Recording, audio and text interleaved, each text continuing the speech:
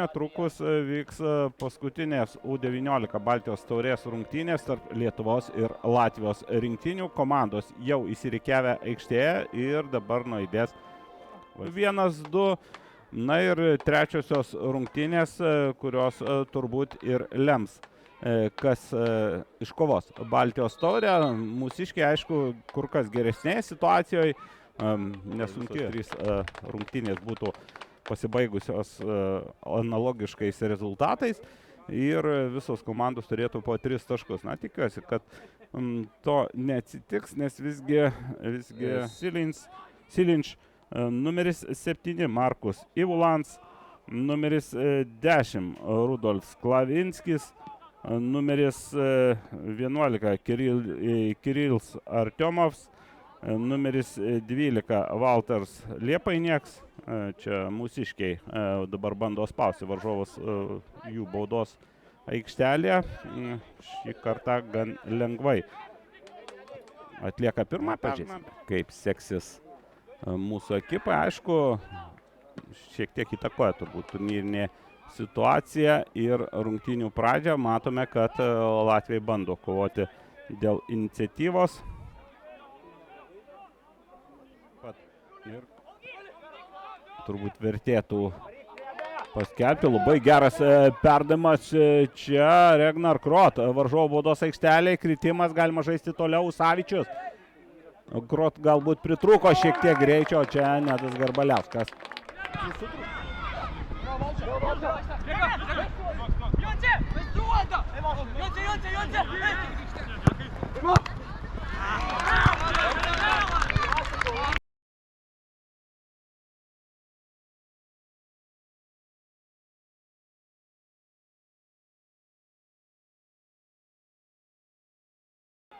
Ir Nendo nuomonė būtent nuo gynėjų.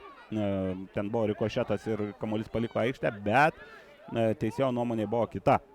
Ir kamuolys išmušamas nuo vartų, bet ta ataka, kurią surengė dabar lietuviai, iš ties buvo pakankamai pavojinga, netgi galima sakyti abiem tempais. Iš pradžių Regnaras Krotas atsidūrė geroje pozicijoje, tik galbūt pritrūko ten tokio sprogstamo greičio, net nebejoju, kad jeigu Nedas Garbaliauskas. O po to irgi labai svarbu, kad tą kamuolį išlaikė lietuviai ir jau Jonas Usavičius atliko pavojingą perdavimą iš kairio krašto, kurį užbaiginėjo Nedas Garbaliauskas. Gaila, kad netiksliai, bet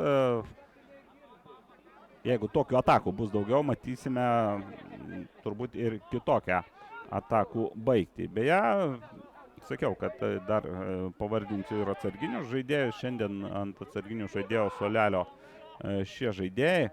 Kai kurie iš jų gali pasirodyti rungtynėse. Yra nemenkas futbolininkų įvertinimas ir tuo, manau, kiekvieno amžiaus futbolininkas gali ir turi didžiuotis. Čia Jonas Usavičius pabandė apvogti Lenards Berzinšą.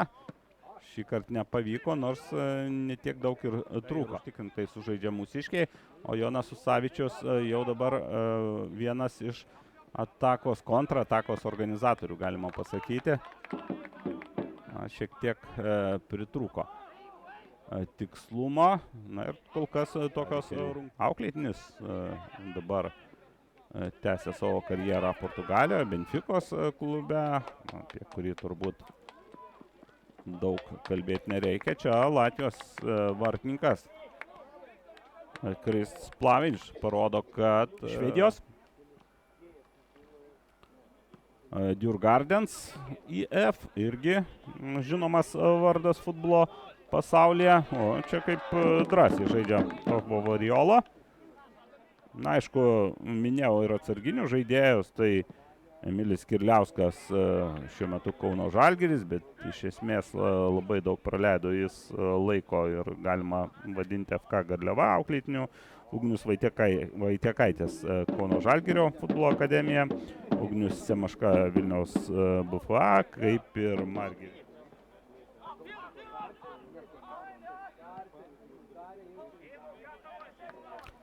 Pirmose rungtynėse prieš estų komandą mūsų ekipa beveik 2/3 rungtynių laiko turėjo vieno žaidėjo persvarą.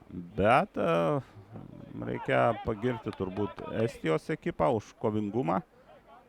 Individualiai išsiskiria žaidėjai ir viso to dėka gana lygiai rungtynės klostėsi. Na, kaip minėjau, lietuvių žaidimui įtakos turėjo keitimai. Pradėjo kilti pavojus, o čia Latvijos ekipos žaidėjas vos nenukreipė kamuolio į savo vartus. Į tai atkreipė dėmesį Nedas Garbaliauskas, bet vėlgi tai buvo situacija kiek kitokia, kurią neseniai matėme mes Top Sport A lygoje, kuomet ten buvo skirtas laisvas smūgis į Vilniaus Žalgirio vartus.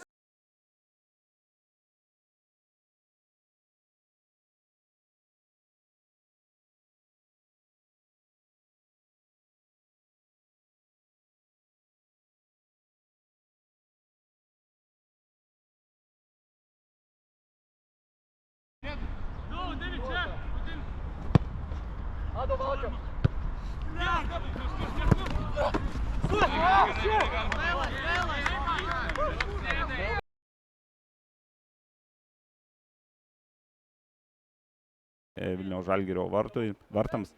O čia jau, kalbant apie šį vartininko šuolį, tai be abejo, kad ten buvo kiek kitokios aplinkybės. Ir tai nebuvo tikslingas gal net perdamas vartininkui. 20 minutė, na, šiandien toks saulėtas, gražus oras. Nėra labai karšta. Čia irgi privalumas apie 20.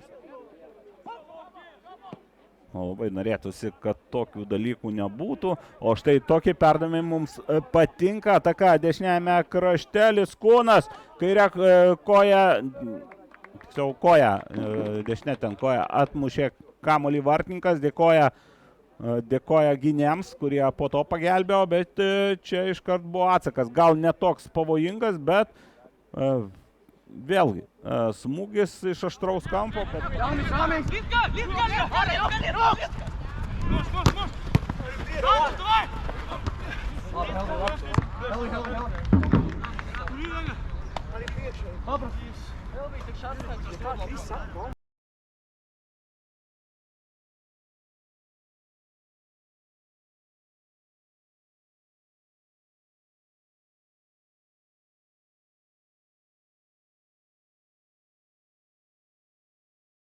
Iškart kyla pavojus prie Latvijos rinktinės vartų. Yra, sakyčiau, geras atsakas.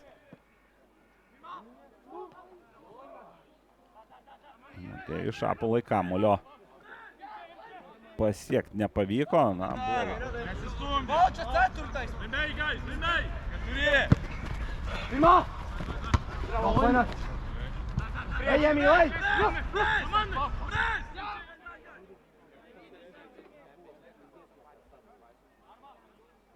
Sujudimas kėlinio viduryje. Dvi pavojingos atakos, viena į Lietuvos rinktinės vartus, kita į Latvijos. Nu, prie žmonių pripratę ir būna, kad netgi nelabai baidus sparnuotieji. Toks trumpas nukrypimas link ornitologijos. Savičius labai gerai priėmė kamuolį, puikus perdavimas, čia gali būti pavojinga. Regnar Krot, kairėje pusėje Garbaliauskas. Garbaliauskas, pirmas lietimas ir štai tas pirmas lietimas ir jo svarba. Gera ataka, 3-2 išbėginėjo Lietuvos ekipos žaidėjai ir Garbaliauskas gavo kamuolį geroj pozicijoje, bet tas pirmas lietimas.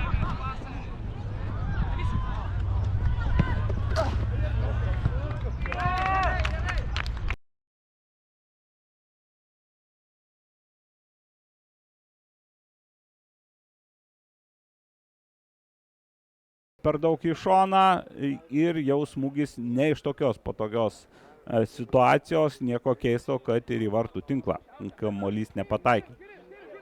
Apmaudu, bet vėlgi reikia pastebėti, kad Jono Usavičiaus perdavimas nuo Usavičiaus. Kamuolys paliko aikštę, paskutinis lietimas buvo šio Lietuvos žaidėjo. Labai geras Usavičiaus perdavimas Kurotui, pastarasis į dešinę, čia pavojus, bet Adrian Lickūnui įvarčio neleido įmušti Kris Plavinč. Labai vėl puikia ataka ir Regnaro Kuroto perdavimas tarp dviejų gynėjų.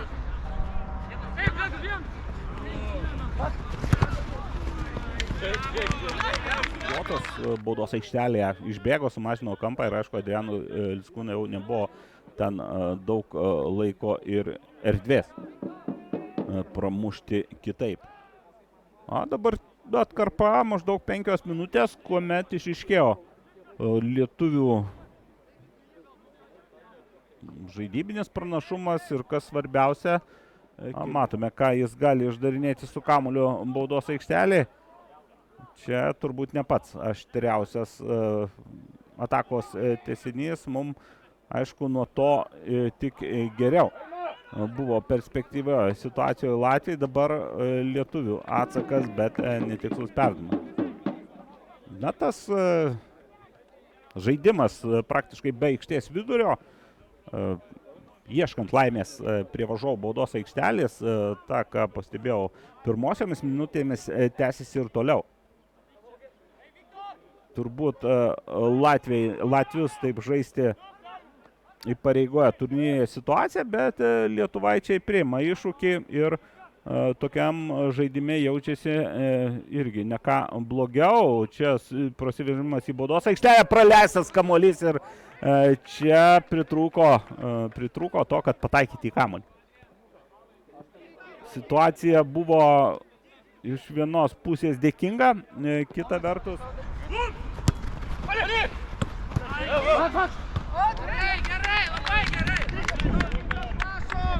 Tas spaudimas sukelia problemų mūsų gynėjams. Jono Usavičiaus perdavimas, Garbaliauskas ir kiek nedaug trūko, kad Nedas iššoktų 1-1,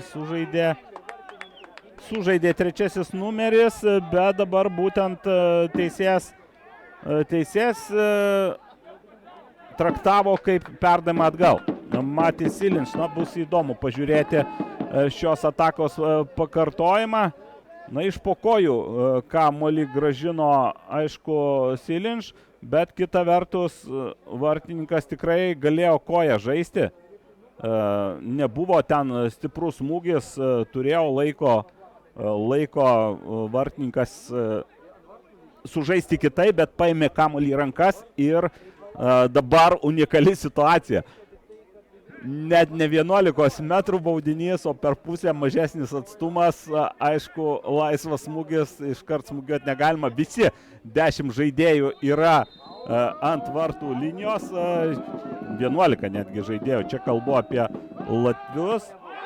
Smūgis, dar vienas smūgis. Deja, šį kartą nepavyksta išnaudoti situacijos. Pažiūrėsime, turbūt bus ir epizodo pakartojimas. Iš ties gana retai pamatysi tokį vaizdą futbolo rungtynėse.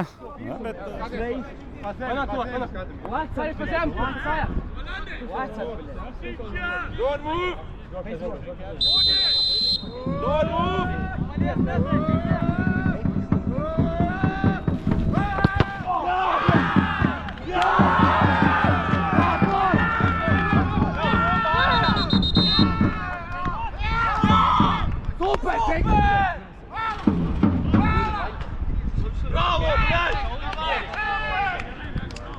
Матвей! Супер!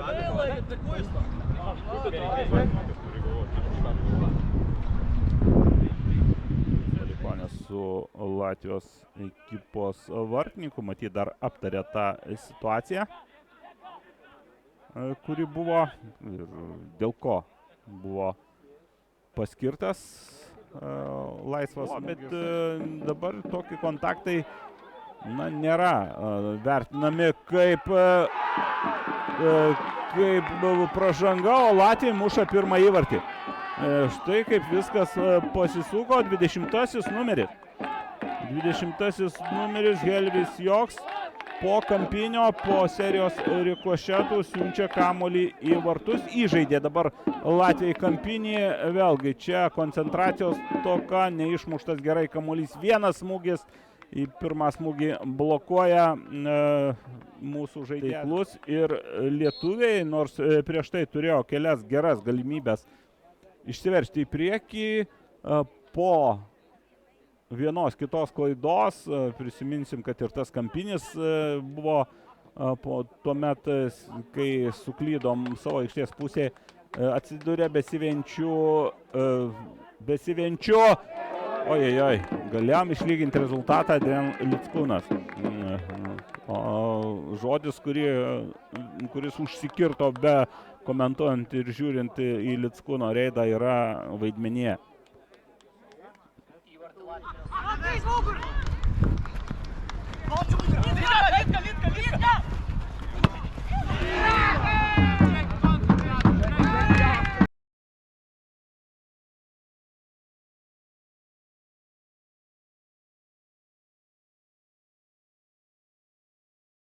Toks. Gali būti, kad estam jisai yra palankiausias. Estai įmušę būtų 3 įvarčius.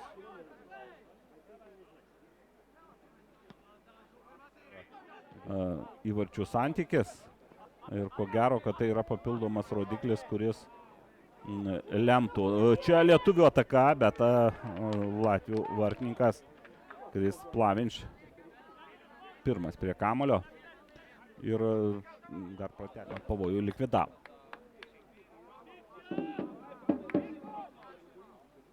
Na, vaidmenys pasikeitė, jeigu iki pirmo įvarčio situacija pilnai tenkino Lietuvos ekipą. Aišku, lietuviai tikrai nebuvo ta komanda, kuri netenkina nei vienos, nei kitos komandos. Jeigu prieš tai lygiosios tenkino lietuvius, latvius ne, tai dabar esantis rezultatas geriausiai tinka komandai, kurie jau baigė savo pasirodymą Baltijos taurėje. Taip kad kas iš to, kokia išvada iš to gali išplaukti, kad panašios rungtynės, kad atakuos ir vieni, ir kiti, rungtynių pobūdis turbūt nesikeis. Ir panašių galima laukti ir antrajame kėlinyje, na ir per likusį laiką, kuris liko iki pertraukos, o pradėjo tiksėti jau paskutinė pirmo kėlinio minutė. Taigi, na, aš taip drįsčiau mintį.